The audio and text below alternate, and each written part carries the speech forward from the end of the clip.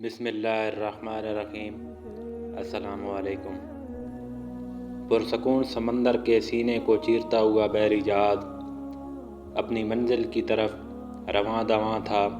لوگ دوپہر کا کھانا کھانے کے بعد اپنی گپ شپ میں مصروف تھے۔ اچانک پرسکون سمندر میں ہلچل محسوس ہونے لگی، جس سے جہاز ہچکولے کھانے لگا۔ یہ دیکھ کر لوگ گھبراہٹ کے عالم میں جہاز کے عرصے کی طرف بھاگے۔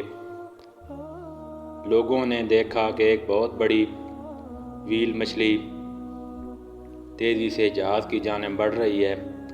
جہاز کا عملہ ابھی اس غیر متوقع صورتحال کا جائزہ لے ہی رہا تھا۔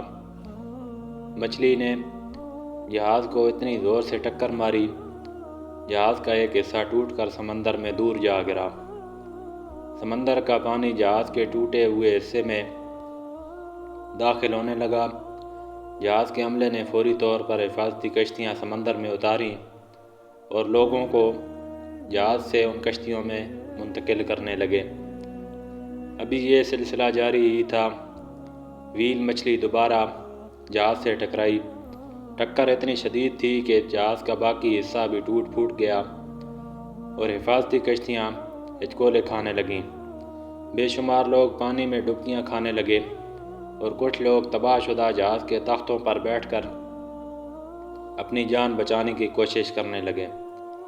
ان میں کپڑے کا بہت پرانا اور بڑا تاجر، جس کا نام تھا عبداللہ، وہ بھی موجود تھا، اور اس کے ساتھ ایک بیٹا جس کا نام عطا اللہ تھا، وہ اس کے ساتھ موجود تھا۔ عبداللہ تباہ شدہ ایک تختے پر چمٹ کر مشکل وقت میں کام آنے والی مسنون دعائیں پڑھ رہا تھا۔ کسی نے صحیح کہا ہے کہ مشکل میں جب ہم اللہ تعالیٰ کو سچے دل سے پکارتے ہیں تو اللہ اس کی پکار کو ضرور سنتا ہے۔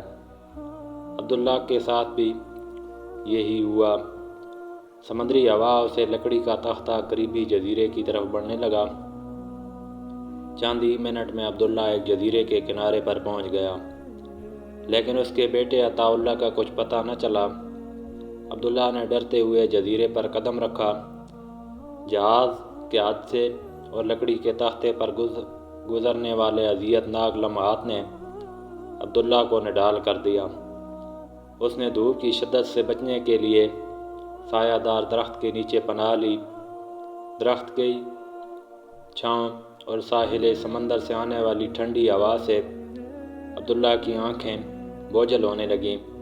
وہ جلد ہی نیند کی وادی میں کھو گیا۔ ابھی وہ گہری نیند سویا ہی تھا کہ اچانک کسی نے اس کو کندھے سے پکڑ کر ہلایا۔ عبداللہ کچھ بڑبڑا کر اٹھا اور اس نے دیکھا کہ اس کے سامنے ایک آدمی اسے گھورتا ہوا کھڑا ہے۔ تم کون ہو اور ہمارے جزیرے میں کیا لینے آئے ہو؟ جزیرے کے آدمی نے کھردرے لہجے میں پوچھا۔ میں مصیبت کا مارا ایک مسافر ہوں۔ ہماری تجارتی جہاز ویل مچھلی کی ٹکر سے تباہ ہو گیا۔ قسمت اچھی تھی کہ میں ڈوبتے ہوئے جہاز کا ایک تختہ مل گیا، میں اس پر چمٹ کر بیٹھ گیا۔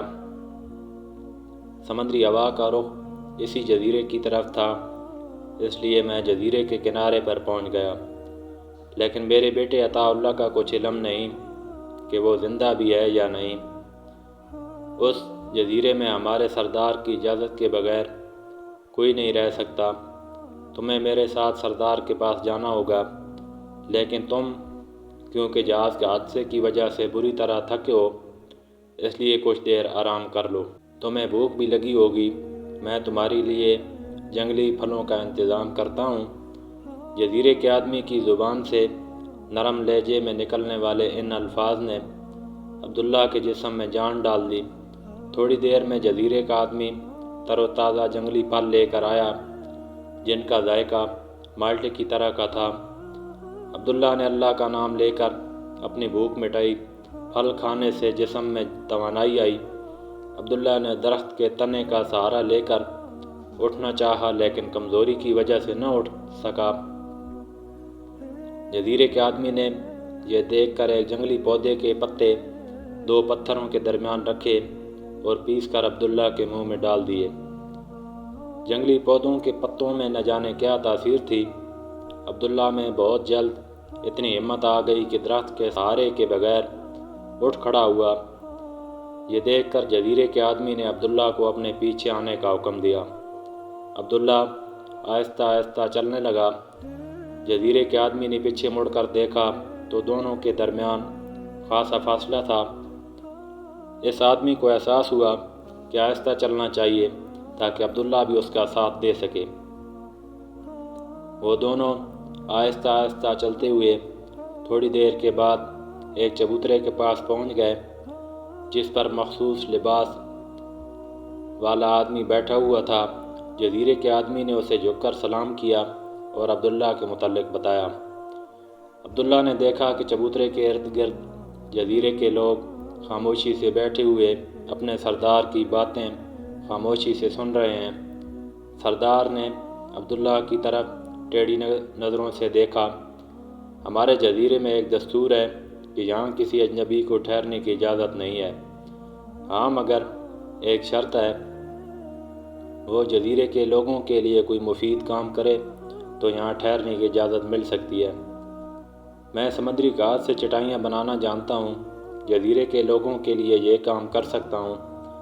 عبداللہ نے جواب دیا، ٹھیک ہے، اگر تم جزیرے کے لوگوں کے کام آؤ گے تو تم جزیرے میں رہ سکو گے۔ سردار نے عبداللہ کو جزیرے میں رہنے کی اجازت دے دی۔ جزیرے کے کنارے پر عبداللہ نے چھوٹی سی جھونپڑی بنا لی۔ جھونپڑی کے اوپر ایک لمبے بانس پر اپنی پگڑی کا کپڑا اس امید کے ساتھ باندھ دیا کہ سمندری ہوا سے جب یہ جھنڈے کی طرح لہرائے گا تو ممکن ہے کہ تجارتی جہاز سے بچ جانے والے لوگ اسے تلاش کرتے ہوئے ادھر آ نکلیں تو اس جھنڈے کو پہچان کر اسے اس جزیرے سے نکال کر لے جائیں۔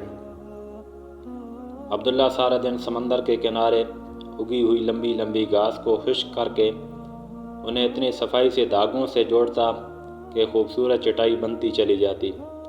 جزیرے کے لوگ اگرچہ ایک سردار کے ماتحت تھے لیکن ہر کسی کا پوجا پاٹ کا طریقہ الگ الگ تھا۔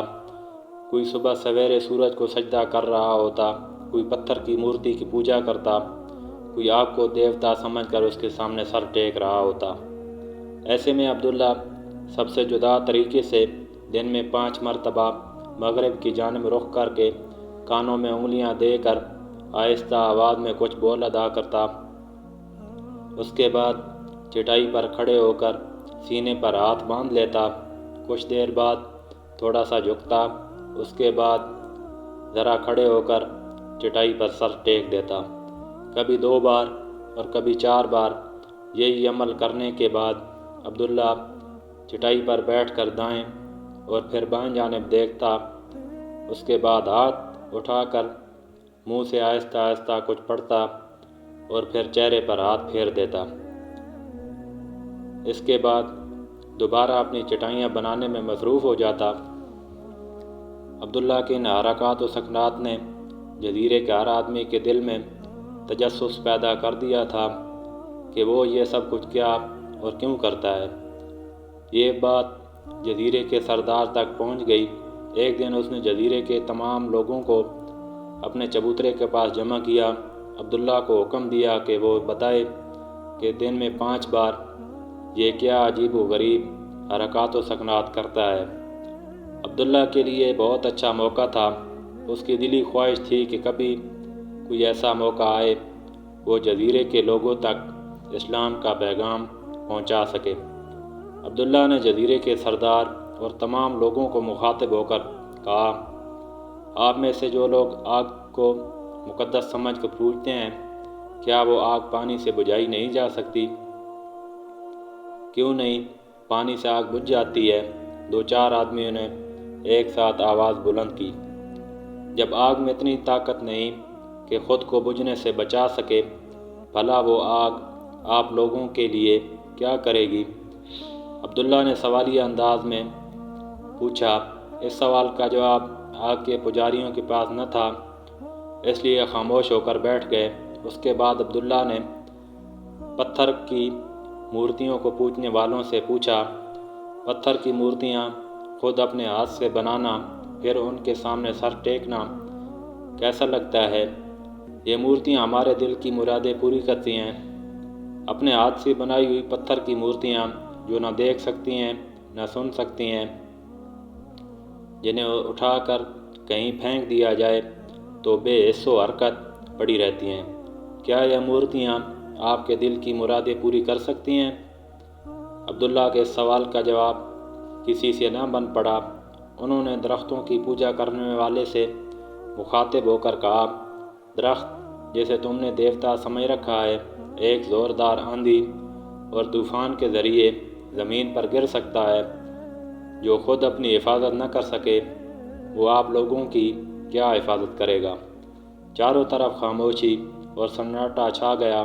کسی نے کبھی ان لوگوں سے ان کی پوجا کے متعلق اس طرح کے سوال پوچھے ہی نہ تھے، اس لیے کسی سے کوئی جواب نہ بن رہا تھا۔ آخر میں جزیرے کے سردار نے خاموشی توڑتے ہوئے عبداللہ سے پوچھا کہ اب تم بتاؤ کس چیز کی پوجا کرتے ہو، جس نے خود ہمیں بھی پیدا کیا اور اس کائنات کی ہر چیز اس کے قبضہ قدرت میں ہے، اس لیے میں اس کی پوجا کرتا ہوں۔ صبح ہو، دوپہر ہو، شام ہو یا پھر رات، پانچوں وقت اسی کے سامنے سر جھکاتا ہوں، دعا کے لیے ہاتھ اٹھاتا ہوں۔ عبداللہ کی بات جاری تھی۔ سردار نے تجسس سے پوچھا، جس کی تم پوجا کرتے ہو وہ کہاں ہے اور اس سے کس طرح ملاقات ہو سکتی ہے؟ اللہ تعالیٰ نظر آنے والی ہستی نہیں ہے، اگرچہ وہ ہر جگہ حتیٰ کہ ہماری شاہ رگ سے بھی زیادہ قریب ہے، عبداللہ نے بتایا۔ جب ہم اللہ تعالیٰ کو دیکھ نہیں سکتے، ملاقات نہیں کر سکتے، تو یہ سارے کام جو تم کرتے ہو تمہیں کس نے بتائے اور سمجھائے؟ اس دنیا اور پوری کائنات کا خالق و مالک جسے ہم اللہ تعالیٰ کہتے ہیں، اسے نہ ہم دیکھ سکتے ہیں اور نہ ہی اس کی آواز سن سکتے ہیں۔ اس نے جب انسانوں کو پیدا کیا ان کی ہدایت رہنمائی کے لیے انہی میں سے اعلیٰ کردار، اعلیٰ اخلاق والے منتخب افراد کو اپنا نمائندہ بنایا۔ ان کو ہم نبی، رسول یا پیغمبر کہتے ہیں۔ اللہ تعالیٰ نے اپنے احکامات اور تعلیمات انہی کے ذریعے لوگوں تک پہنچائی ہیں۔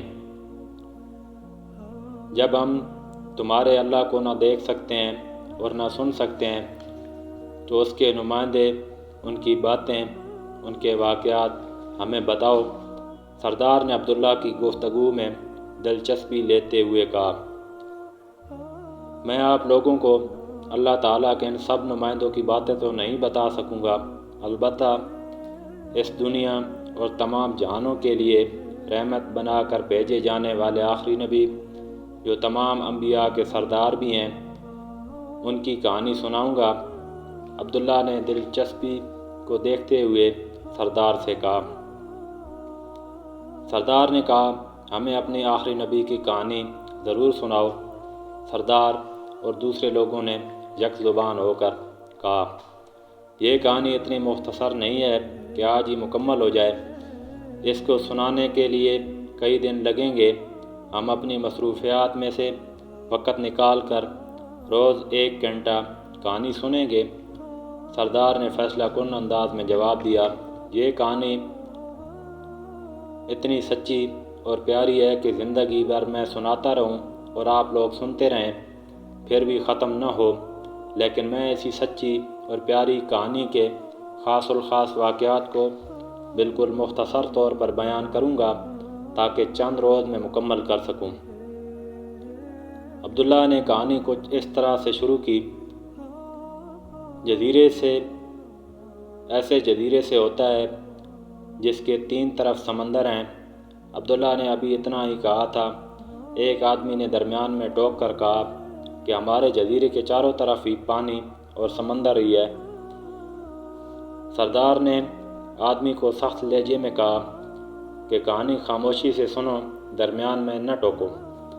میں بتا رہا تھا، عبداللہ نے دوبارہ بات شروع کرتے ہوئے کہا، 3 طرف سمندر والے اس جزیرے کو جزیرہ نما عرب کہا جاتا ہے۔ اس کے ایک طرف عراق اور شام، دوسری طرف یمن اور مصر کے علاقے ہیں۔ اس جزیرہ نما عرب کے شہر مکہ میں تقریباً 1500 سال پہلے ایک بچہ پیدا ہوا۔ 12 ربیع الاول پیر کا دن تھا، موسم بہار کی صبح تھی۔ بچے کی پیدائش سے پہلے اس کے باپ کا انتقال ہو چکا تھا، البتہ اس کے دادا زندہ تھے۔ وہ بچے کو اللہ کے گھر یعنی خانہ کعبہ میں لے کر گئے۔ جب بچے کی عمر 7 دن ہوئی، عقیقے کے لیے جانور ذبح کیے گئے، بچے کے سر کے بال اتروائے گئے۔ اس زمانے میں مکہ شہر کے لوگ اپنے بچوں کی پیدائش کے بعد قریبی گاؤں کے صاف ستھرے ماحول میں پرورش کے لیے بھیج دیتے تھے۔ اس بچے کو قبیلہ بنو سعد کی خاتون حلیمہ سعدیہ نے گود لے کر 2 سال دودھ پلایا۔ اس کے بعد وہ بچے کو مکہ لے کر آئیں۔ ان کی والدہ نے حلیمہ سعدیہ کی خواہش پر انہیں دوبارہ گاؤں کی پرفضا ماحول میں بھیج دیا۔ اس دوران ایک عجیب واقعہ رونما ہوا۔ ایک دن وہ بچہ حلیمہ سعدیہ کے بچوں کے ساتھ جنگل میں گیا۔ اچانک 2 فرشتے انسانوں کی شکل و صورت میں ظاہر ہوئے۔ انہوں نے بچے کے سینے سے دل کو نکالا اور اسے دھو کر دوبارہ سینے میں بند کر دیا۔ یہ کیسے ہو سکتا ہے؟ کئی آوازیں ایک ساتھ ابھریں۔ جس عظیم ہستی نے ہمیں پیدا کیا، اس کے لیے ایسا کرنا بالکل مشکل نہیں ہے۔ اس کے بعد کیا ہوا؟ سردار نے عبداللہ کو متوجہ کرتے ہوئے کہا۔ حلیمہ سعدیہ کے بچوں نے یہ دیکھا، بہت ڈر گئے اور حلیمہ سعدیہ کے پاس آئے اور سارا ماجرا سنا دیا۔ گھر کے افراد وہاں موجود تھے، وہ فوراً وہاں پہنچے۔ انہوں نے دیکھا کہ بچے کا رنگ اڑا ہوا تھا، لیکن یہ تو اللہ کی طرف سے ایک معجزہ تھا۔ یہ معجزہ کیا ہوتا ہے کہ معجزہ اس انوکھے واقعے کو کہا جاتا ہے۔ عبداللہ نے بتانا شروع کیا کہ معجزہ اس انوکھے واقعے کو کہا جاتا ہے جس میں انسان کی اپنی کوشش اور ارادے کا عمل و دخل نہ ہو، بلکہ اللہ تعالیٰ کی جانب سے اس کے کسی برگزیدہ بندے کے ہاتھوں ظاہر ہوتا ہے، اور اتنا نرالا ہوتا ہے کہ بڑے سے بڑا عقل مند انسان بھی اس کو سمجھ نہیں سکتا کہ وہ کس طرح رونما ہوا۔ اس معجزے کے علاوہ حلیمہ سعدیہ کا گھرانہ غریب تھا۔ اس بچے کی وجہ سے ان کے گھر میں خوشحالی آ گئی۔ حلیمہ سعدیہ نے مزید 2 سال پرورش کرنے کے بعد 4 سال کی عمر میں بچے کو مکہ آ کر ان کی ماں کے حوالے کر دیا۔ بچے کی ماں نے حلیمہ سعدیہ کو بہت دعائیں دیں اور اس نے بچے کے بہت اچھے طریقے سے دیکھ بھال کی ہے۔ جب بچے کی عمر تقریباً 6 سال ہوئی تو اس کی والدہ کے دل میں شدید خواہش پیدا ہوئی کہ بچے کو اس کے باپ کی قبر دکھائی جائے۔ اصل میں وہ خود بھی چاہتی تھی کہ یثرب میں اپنے مرحوم شوہر کی قبر پر جائیں۔ یثرب جو بعد میں مدینہ کہلایا، وہاں سے مکہ واپسی کے دوران ابوا کے مقام پر بچے کی والدہ بیمار ہو گئیں اور وہیں ان کا انتقال ہو گیا۔ عبداللہ نے ابھی اتنا ہی کہا تھا، سردار کے منہ سے بے اختیار نکلا، بیچارہ معصوم بچہ۔ پیدائش سے پہلے اپنے باپ کا سایہ سر سے اٹھ گیا اور صرف 6 سال کی عمر میں ماں بھی اس دنیا سے چلی گئی۔ یہی نہیں بلکہ جب وہ بچہ ماں کی خادمہ ام ایمن کے ساتھ واپس مکہ پہنچا تو تھوڑے ہی عرصے کے بعد بچے کو دل و جان سے پیار کرنے والے دادا کا بھی انتقال ہو گیا۔ ماں اور دادا کے اس دنیا سے چلے جانے کے بعد بچے کو کس نے پالا؟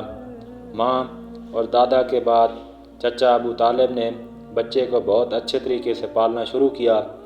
مکہ کے لوگ اپنے بچوں کو سخت جان بنانے، آئندہ کی سختیوں اور مشکلات کو برداشت کرنے کی تربیت دینے کے لیے انہیں مکہ کے گرد و نواح میں بکریاں چرانے کے لیے بھیج دیا کرتے تھے۔ چچا ابو طالب نے بچے کی تربیت کے لیے اس طریقے کو اپنایا تاکہ آنے والے دنوں میں ان کا پیارا بھتیجا ہر قسم کے مشکل حالات کو ثابت قدمی سے برداشت کر سکے۔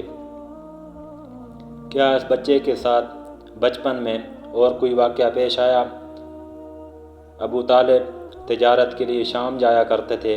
اس مرتبہ جانے لگے تو بچے کی جدائی کا غم ستانے لگا انہوں نے بچے کو ساتھ لے جانے کا فیصلہ کیا۔ چنانچہ اس بچے نے تجارتی قافلے کے ساتھ ملک شام کی طرف پہلا سفر شروع کیا۔ شہر بصرہ میں عیسائیوں کے پادری بحیرہ نے قافلے میں اس بچے کو دیکھا تو اسے بازو سے پکڑ لیا اور بولا، یہ دنیا کے سردار ہیں، اللہ انہیں تمام جہانوں کے لیے رحمت بنائے گا۔ لوگوں نے بڑی حیرانی سے پوچھا، تمہیں کیسے پتہ چلا؟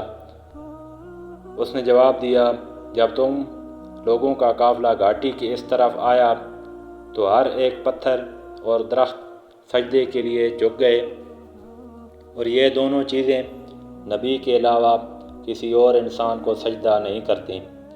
پھر اس قافلے کی دعوت کی، ابو طالب سے کہا کہ اس بچے کو یہیں سے واپس بھیج دیں کیونکہ یہودیوں اور رومیوں سے اس کی جان کو خطرہ ہے۔ ابو طالب نے جب یہ سنا تو بچے کو مکہ واپس بھجوا دیا۔ یہ تو واقعی بہت انوکھا واقعہ ہے۔ بچے کے بچپن کا کوئی اور واقعہ بھی ہے؟